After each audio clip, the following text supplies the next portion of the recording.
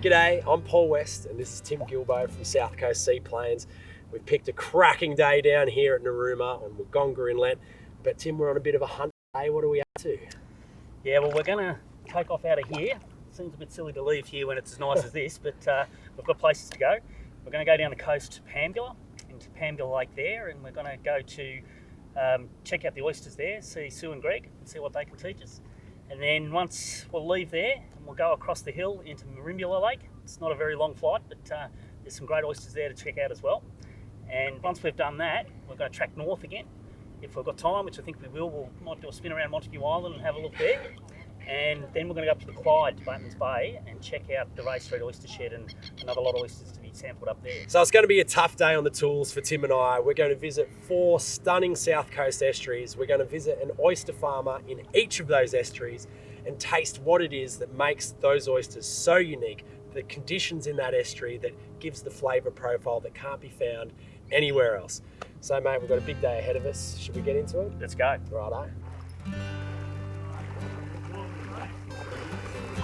Morning. Morning, how you going? Hi guys, it's a tough way to rock up to the office of the morning. It's not too bad. Paul, Damon, nice to meet you. Lovely, Damon. So can you tell me a little bit about Wodonga Inlet? What is it about this stunning stretch of water that is unique from the other South Coast estuaries? Well, it's got a few unique factors about it. We've got a very, very short tributary here, so we're not affected by development as much here. Also, we've got a form of seagrass that grows here that only grows in a few spots in the entire world. Yeah. So we're quite proud of the environment here, and we really work very hard to keep it pristine. And we also are in our locality to Dromedary, Mount Goolaga,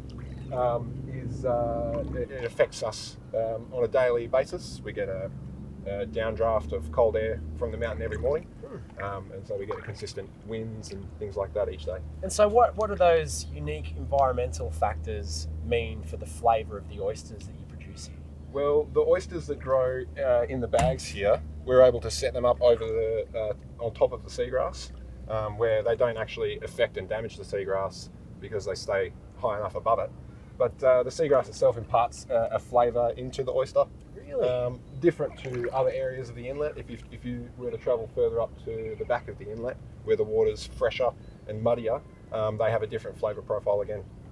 Wow. And what farming techniques do you use to take advantage of what this inlet has to offer? Well, we have predominantly changed our farm over from being a tray farm. A lot of the old infrastructure there was along the shoreline was trays that you put posts in the ground and you attach a rack to it, and then you sit your trays on top of it. And it's quite messy, and it breaks down quite readily. Yes. So the bag line that we've changed here allows us to sit right above the seagrass out in the exposed water, where they're hit by waves. It affects how they grow, and it affects the growth that appears on them as well. So what is it that you love about having the Narooma Oyster Festival here in your front yard? Oh, we're too lucky, honestly, we're too lucky. It's such a good spot. People love coming here just for a holiday anyway. And then, they come down here and we get to stand there in front of everybody and say, this is ours. This oyster that normally you'd just buy from a restaurant and, you'd never know where it came from. Well, it's nice to be able to stand in front of it and say, I did this. Does that mean a lot to you as a producer to see people getting all that enjoyment out of your oyster? A lot, really a lot. I mean, it's the best day of the year. Yeah. It's the best day of the year. And so what is it that makes your oysters the best? Oh, well, so it's an industry secret, No, we just work really hard on maintaining them, letting them have every opportunity they can to grow. An oyster's going to do what an oyster's going to do, and all we can do is encourage them as best we can. And so we give them as much time and chance as we can before we sell them, so that they're as good a product as we can provide. All this oyster talk has got my mouth watering. So fingers crossed their condition's good. We've had a bit of rain at the moment, so it's difficult to say what condition they'll be in. But lucky us, they're fantastic. Oh, look at that. As you can see the veins in the gills, you can see the veins in the body. These are all really good indicators of the oysters storing about as much fat as it physically can. When they start to store the fat in the gills, then they're basically at their limit. They're ready to go. Ah, Yeah, so this that is like these oysters they're particularly salty.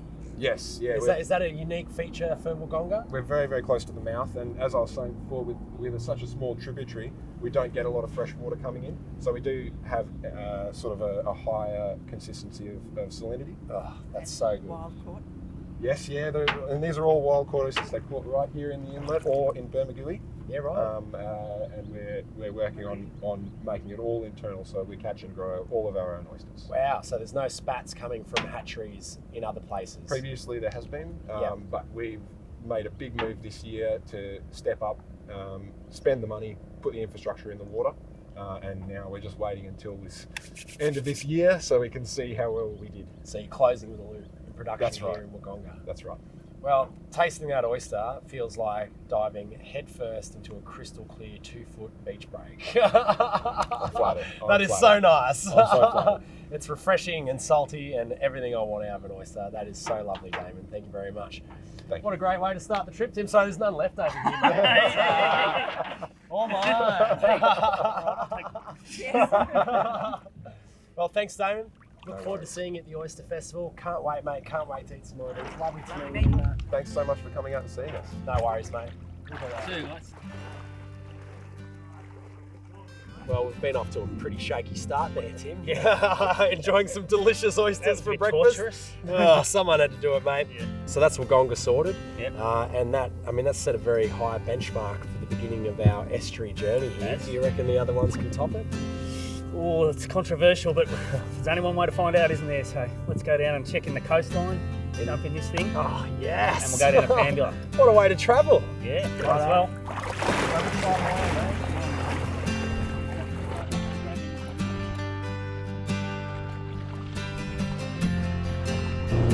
Okay, Paul, I reckon it's looking pretty good. I think we should get going. What do you reckon?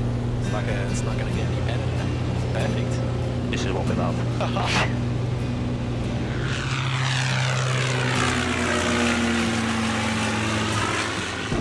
On your own. Let's go find some oysters.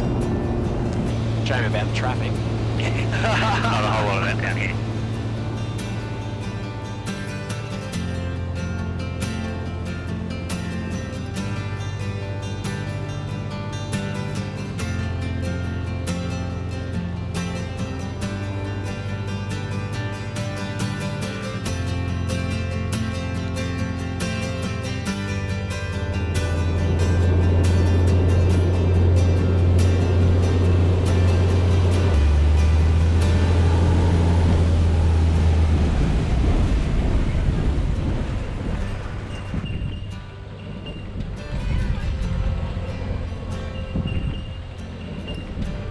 So I've just flown down from Narooma to Pambula Lake and I'm going to meet Greg and Sue from Broadwater Oysters.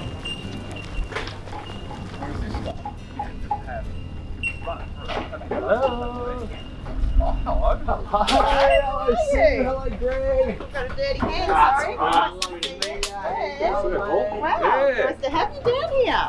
Do oyster farmers have the best offices in the world? I think we might actually, yeah. When it's like this. So guys, can you tell me a little bit about what makes Pambula Lake a unique oyster producing region? Well, we're really lucky to have two big rivers that flow in. So we've got the Pambula and the Uwaka River that just come in up to our left here. And we've got a really good tidal exchange as well. So we've got high tide at the moment. We have about 1.5 metre fall in the tide throughout the day. So that really good mixing of the salt and the fresh water, which is just perfect for growing Sydney rock oysters.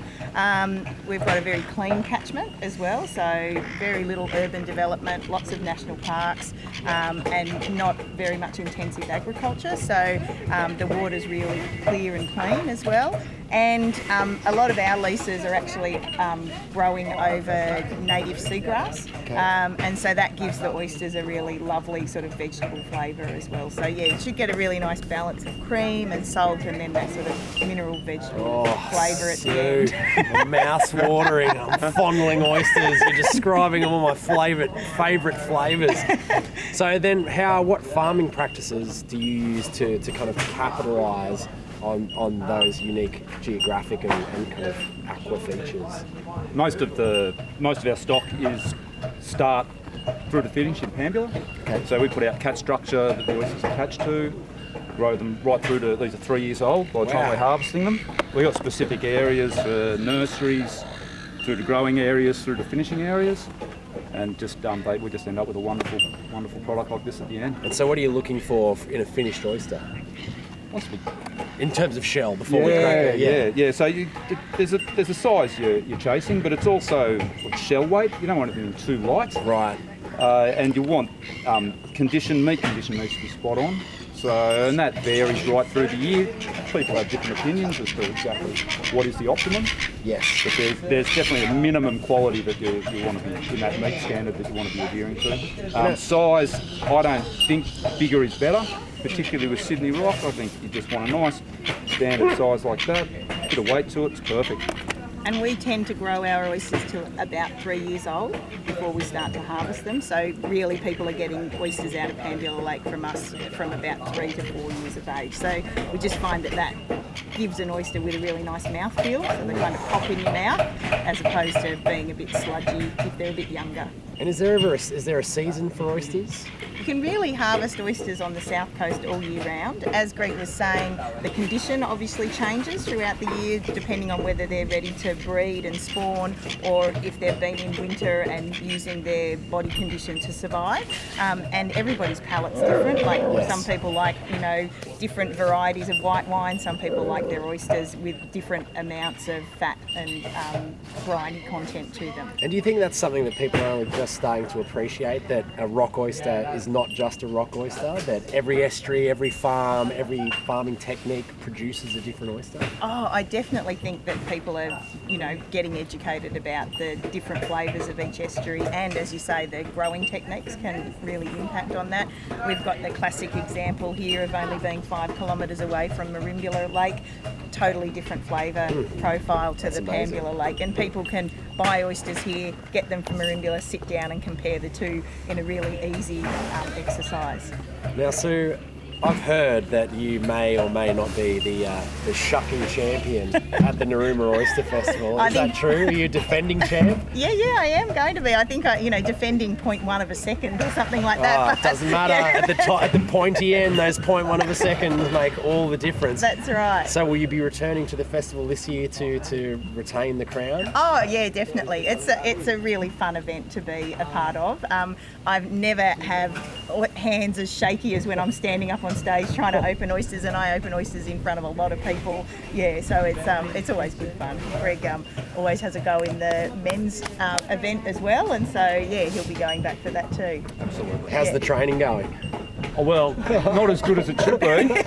January kind of wasn't quite as busy as we expected down here, so probably haven't had the opening practice that I normally would, but I'm keen. I'll give it a shot. And if you had a bit of advice for an amateur shucker, what would you say? Slow and steady. Take your time. Yeah, that's Don't right. put the knife into the meat of the hand. No, that's right. Yeah. 3 layers of tea towel and wiggle as you're trying to push it in. Don't just ram it through, because that's when you hurt yourself. Yeah. And so you're going to be back at the festival this year. What is it you love about the Narooma Oyster Festival?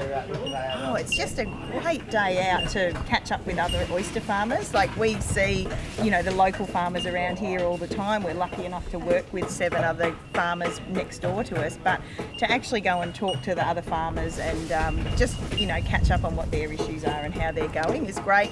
But also that immediate feedback from your customers as well. Like, you open an oyster in front of somebody, you get to see them eat it, you see the joy on their face. They get to compare oysters from different estuaries at the same time, and we love it when people come back and say Pambula are the best. So what is it that you think makes your oysters here at Pambula the best? I really think it just comes down to the environment that they're grown in. As I said, really clean water, that beautiful mix of fresh water and salt water, and we're lucky enough to have nice seagrass to be growing over the top of as well. So I think we're in the perfect spot for premium Sydney rock oysters. You haven't got a shucker handy, do you? Oh, I'll just go and grab one.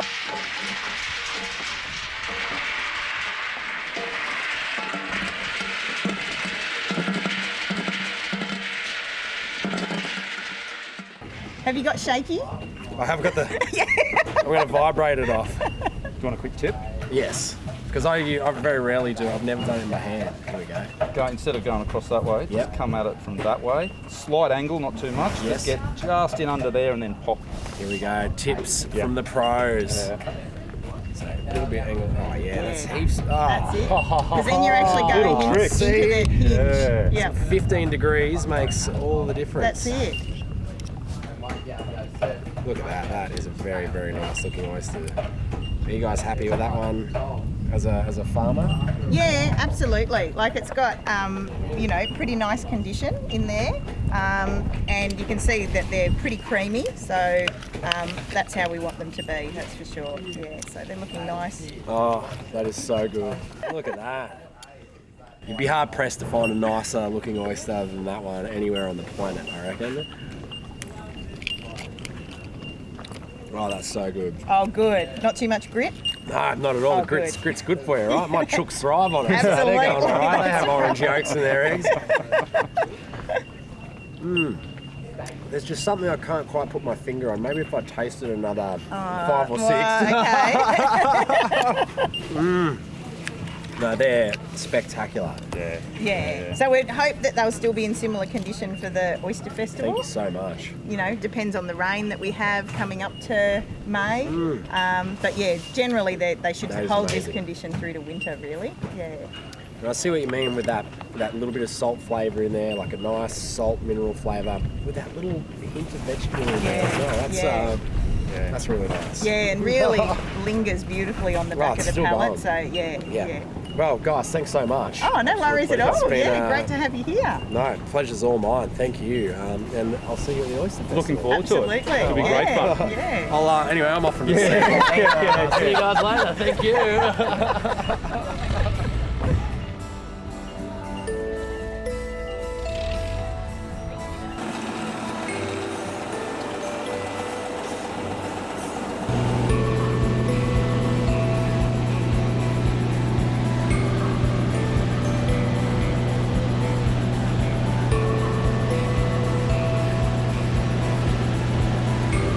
Merimbula now.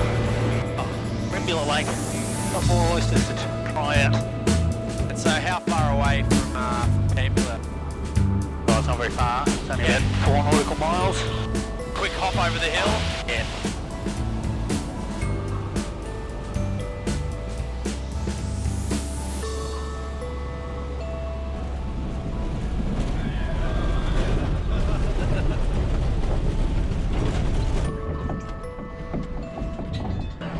G'day, Pip. Hey Paul, how you going? Oh, hello. That's good. I have caught many planes, but I've never got out of a plane straight onto a boat before. G'day, Dom. G'day, how are you? Yeah, well, what an experience. Yeah, what an experience. I think I've ever been to one off a plane. Who needs land anyway? Welcome to Merimbula. Thanks for having me. Anytime. So we're going to go and have a little bit of a taste of the oyster off the lease, perhaps? Or We are. the only way to do it. Awesome. Welcome to the taste of Merimbula.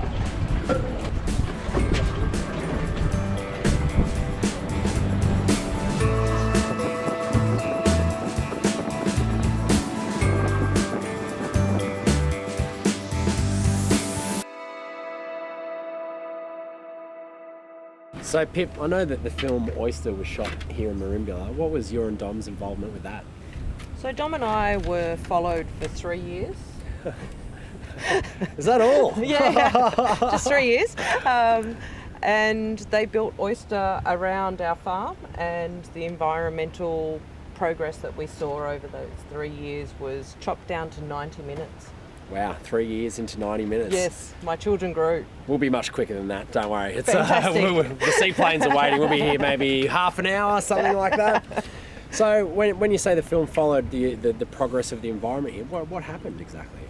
So we've been seeing the effects of the climate shift just on the planet in our estuary. Water temperatures, tropical fish that are moving into the estuary now. So over that 3 years we had some clandestine weather events, we had long periods of drought, flash flooding, an east coast low, a dugong move into the lake. Really? Yeah. And The mermaid of Merimbula. that's exactly right. She is not a myth. And I think when you actually see it condensed into 90 minutes, you realise what we farm with and against. Yes. But every day we just live it and we don't realise that we just farm around it or with it. And I think when someone actually can condense it down so you can see it all happen before your eyes, you realise that our environment really is important. And so do you think oyster farmers operate at the coalface of the environment? You know, are you in a position to see those changes on a regular basis? We are. Yeah. One of the big lines of the movie was the oyster is the canary of the estuary, and that is so true. Mm. Any change in the estuary, the oyster will show it straight away. Yeah, right. So being filter feeders, they actively are aware of what's coming into the estuary in the water, any changes, and they're really versatile. They'll adapt to it, but we'll also have to adapt our farming around it as well. So can you tell me a little bit about the uniqueness of this estuary? Because I've only recently come to appreciate that the rock oyster expresses itself in different sizes and flavours and nutritional profiles depending on the estuary or even the part of the estuary that it's grown in, which is fascinating. So what is it about the Merimbula estuary here that makes the oysters here so unique? So Merimbula is an oceanic estuary. We don't have much of a catchment. We get 2 fantastic tides every day. So there's no big river flowing into the... Nothing. Yeah, right. No. We've got a little creek and that's it. We turn over all of the water in the lake every 30 days. So this is resulting in a really fresh, crisp oyster. We've got really great seagrass beds, as you can see here. Yeah. So the health of our estuary is really good, and that shows in the oysters and in the flavour of them. And so when you talk about the flavour being a result of the estuary, is that what you would call the miroir? Yes, Did I pronounce it right? I hope so. Okay, woo! I'm going to see my old French chef nodding sagely going, well done, Paul. You pronounced something right for a change. So we have, Merimbula is broken up into 2 harvest zones. So we've got the top where we are now. So as you can see, lots of farmland, lots of wilderness. That results in a little bit more of an earthy flavour. We still have that lovely briny wash because of our tidal flush. Yes. The closer you get to the bar of Merimbula, you're going to get a lot more crisper iodine cucumber flavours show through. You've got a sandy substrate and you get a really good tidal flush. See, oysters aren't just oysters, no, they're not. They? No. And it feels like that there's really beginning to be this awakening to the variety and to the amazing quality of product that we've got here on the south coast of New South Wales. The culture around oysters is really building. Yes. And I think as we educate more and more people to the flavour profiles of different estuaries and the appreciation of the oysters that come from each estuary, it's just building consumption rates. Yes. And it's making us farm better oysters. And you know, the first place that I ever tasted a plate of multi-estuary rock oysters was the Narooma Oyster Festival many years ago. And when it was put down in front of me, I thought I was going to have to, bung it on a bit to be like, oh, this one tastes so different. This one, because I'm like, look, there's a plate of rock oysters. But then to taste the oyster from each individual estuary, the differences are pronounced. They are. Yeah, they are. I was surprised. Even the appearance is pronounced as well. If you know what you're looking for, you can tell if an oyster's been grown on a sandy substrate, if it's been grown in weed, if it's had a muddy substrate. They really show off the characteristics of their environment. And so in a previous life, Pip, you like myself was a chef. And so what is it that from the culinary perspective that is so amazing about oysters? In particular the rock oyster? Look, you can't get a sweeter oyster. And to combine sweetness, brine, iodine, add a little bit of acidity, that's that flavour profile that we're all looking for when we're cooking. Yes. That's what we want to serve. Nature does it for us. Yes, it's perfect. That's right. Sometimes I feel like when you cook or when you have oysters in a restaurant context, that there's an expectation that you should do something to them. No. When really they're perfect to begin with, right? Yeah. That's right. Yeah. So can you tell me a little bit about the farming practices that you're using here? Because I don't know a great deal about oyster farming. I know a bit, but this I haven't seen this kind of like system here before. Like usually they're on kind of, on leases and racks. And so what's happening So here? we farm underneath an environmental management system. So you can see all the beautiful seagrasses. We don't want to put rack and rail here. Yes. So we're full floating cultivation. So we run off the single line and then we run the floating bags. And then to mimic nature and the rock oyster's natural environment of going in and out of the water, we'll roll the bags every 3 weeks and let them dry out for 3 days and then roll them back. So this is also giving the oyster better shelf life, better flavour, stopping fouling on the shell, and also just mimicking the natural environment that they're used to. And is this a relatively new innovation in oyster farming? It has seen a big insurgence over the last 15 years. So Merimbula was previously, we used to grow rack and rail and old tarred sticks. Okay. So we used to have 2 posts every 1 metre on the substrate. Not very good for the seagrass. Yes. Creates a lot of shadow. Yes. So And you've got to get those posts in somehow, That's right. don't you? So there's a lot of disturbance. That's exactly it. So now we're doing the least disturbance as possible to the substrate. The seagrasses have all come back and they're really flourishing, and the oysters are enjoying that environment as well. Can we have a taste? Yes, we can. Oh, yes, lovely. Straight out of the lease. So that's what you look for when you look for a good oyster. See all the stretch marks? Okay. And that means they've got fat condition. That's right. You'll Is get it- a nice creamy oyster. So up around is the gills? So this is or- the gills here. Yep. Yep. So, and that's your abductor muscle. You're looking for a nice big abductor muscle and really veiny, creamy body. So as a farmer, you're happy with that oyster? I am. Okay. I'll let you know as a punter. Oh, here we go. Oh, that's so good. Oh, and so what part of the inlet are we here? Are we and the more closer to the bar or closer to the kind of headwaters? So we're in the top part of the lake here. So we're in the far back regions of Merimbula Lake. Yeah. So that gets the earthier. Because I was That's right. wondering, I'm like, yeah, Yeah. that definitely had an earthier characteristic. That's right. So you'll still get the briny iodine flush at the Yes. end, but you'll get the earthy creaminess to start with, high on the high notes. Miroir. I love Well it. done. Woo. Well, they're delicious. Thank so, you. what is it about your oysters that you grow here in Merimbula that you think makes them the best? Wow, the best. You're listening, other oyster farmers Yes, out there. yes. The challenge is being thrown down. Why yours Well, the best? I love all of them. And I think if you grow with love and you actually enjoy what you grow, you're going to present the best product. Yes. And I think that's it. I'm happy to put my name on every one of our oysters. We still hand grade all of our oysters. We put it through automation, and that's so that we still have that quality assurance going out the door. That's amazing. And that's really important to us. We love every one of our oysters, and we want everyone else to love them as well. Well, I love them. Thank you, Paul. I love them. They're delicious. And are you going to go head to head with Sue at the Shuck Off at the Oyster Festival I this year? certainly am. I certainly am. My money's on Sue or Sal, so I'll be happy if I can just get through a heat. No blood. No blood. No blood. No Band-Aids. Well, thanks so much. I'll look forward to seeing you at the festival. Thank you.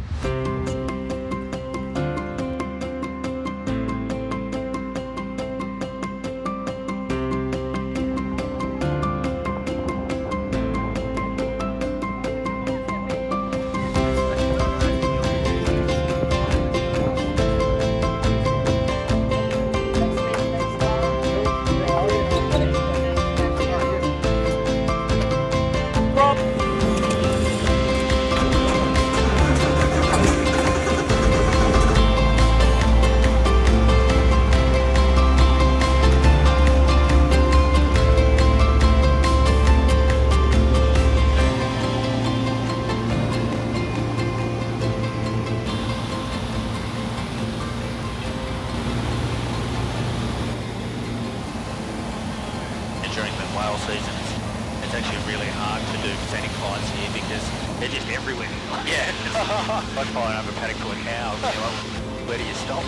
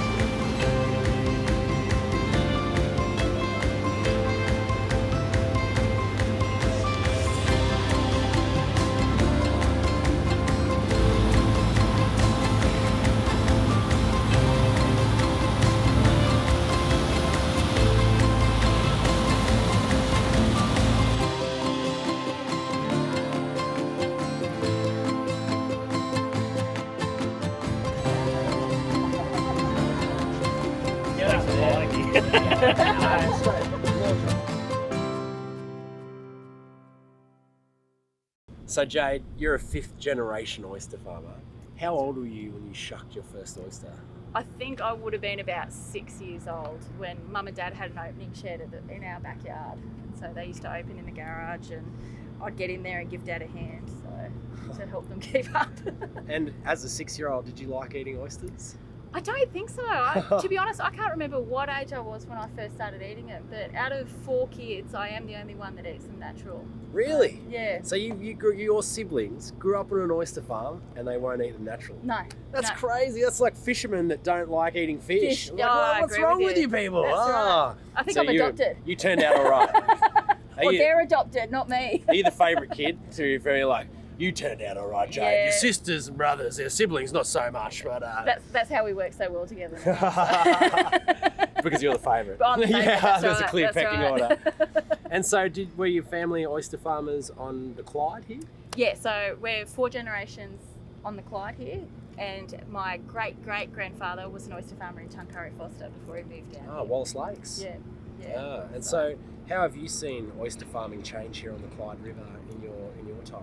Look, funnily enough, I've seen it go from the Stone Age to the Stick Age, and now to the single seed age. So even at our shed, so you look around, we've got the stones that my grandfather used to catch his oysters on, and we've got still, just in the last 2 years, we've gone out of the stick method, and now we're into the single seed method.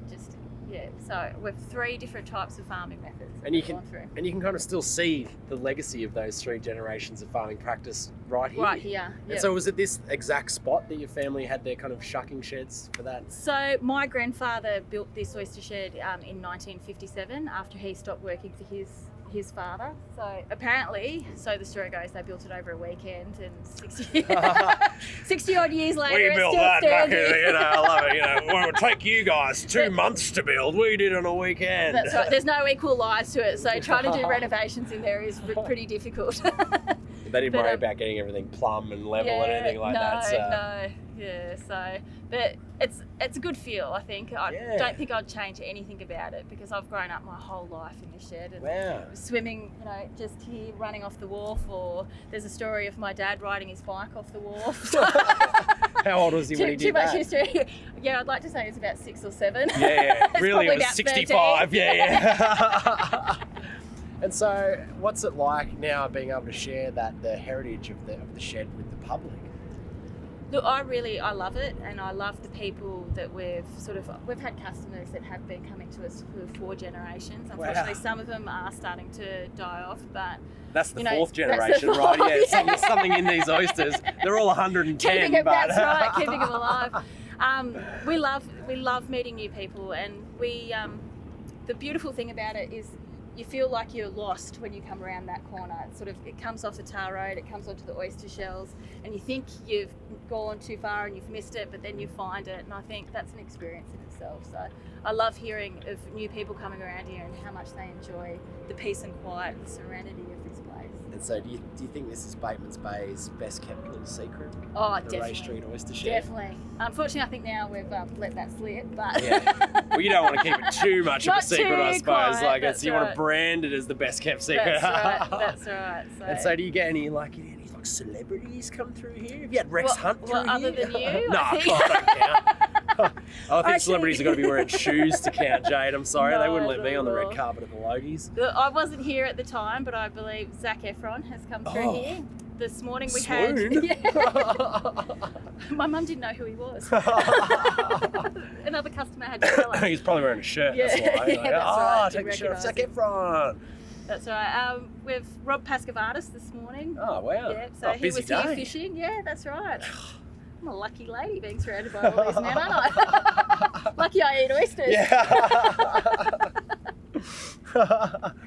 And so I know that you're also associated with the AOC, the Australian Oyster Coast. Yep. So what's the benefit to you as an oyster farmer for being affiliated with the AOC? Look, they're getting oysters to markets that we've not touched before. So I was lucky enough when AOC first formed to travel over to Hong Kong. And in the 4 generations, it was such a proud moment. And I think for my whole family, that we were finally getting our oysters into another country. So the Sydney rock, which is native to the New South Wales region, was hitting tables in, you know, Hong Kong, Singapore, Thailand.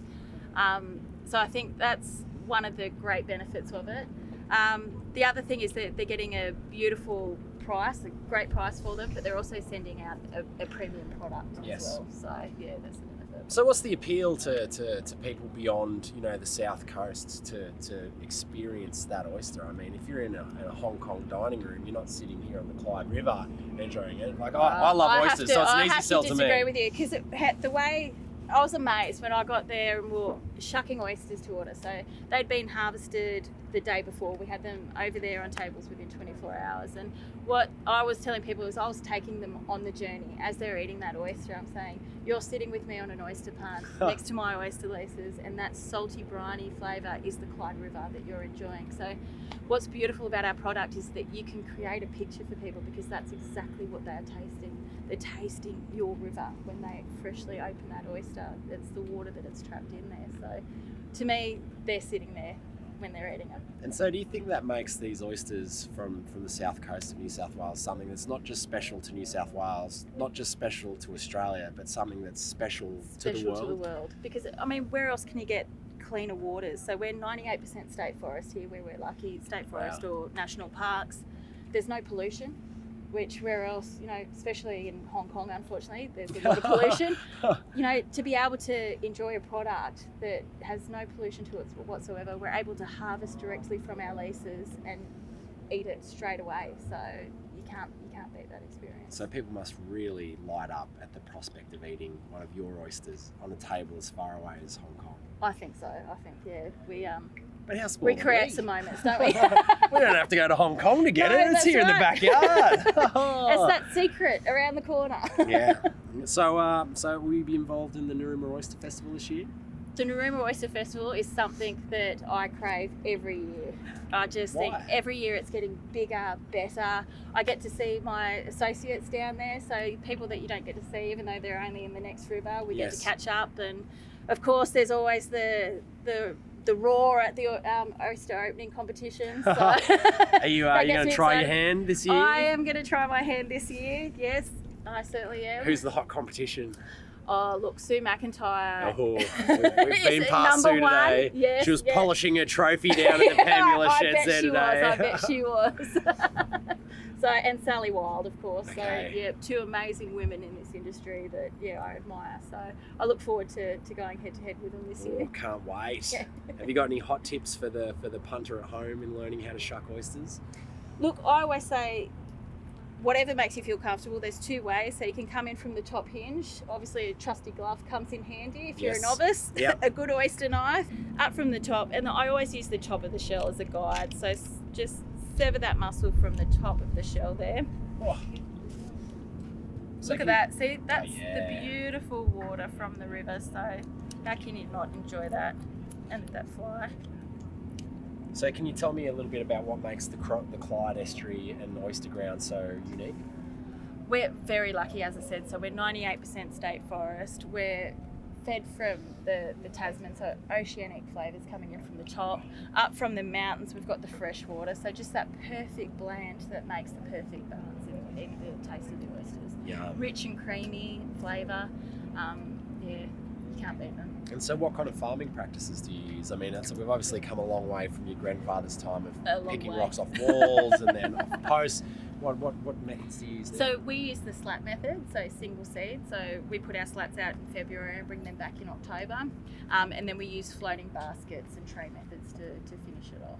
So is that particularly well suited to farming here on the Clyde? It is. So being the tidal, we sort of, and where our leases are, it does those methods. We've got a good balance so that we can utilise all our lease space.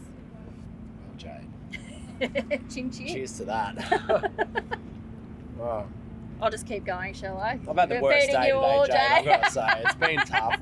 I think I need a couple of restorative oysters after my extremely stressful day visiting beautiful estuaries, meeting wonderful oyster farmers and eating delicious oysters. Oh, look, that's the best thing about the festival too, is that you get to meet everyone, across the 8 estuaries, all the farmers, and we can sit down and talk shop and then enjoy oysters all together. So Seems this it guy's draws a lot cooler. of colourful characters, the oyster farming industry. Oh, tell me about it. So you've met Bernie Connell from down here with the biggest oyster. Oh, no, not Quite yet. a character, Oh. Jack. Oh. He's an experience. That's so good, Jay. Thank you so much. Beautiful. Well, I could sit here and do this the rest of the afternoon. I don't have anywhere to Where's be. the beers? Yeah. Hello, beers.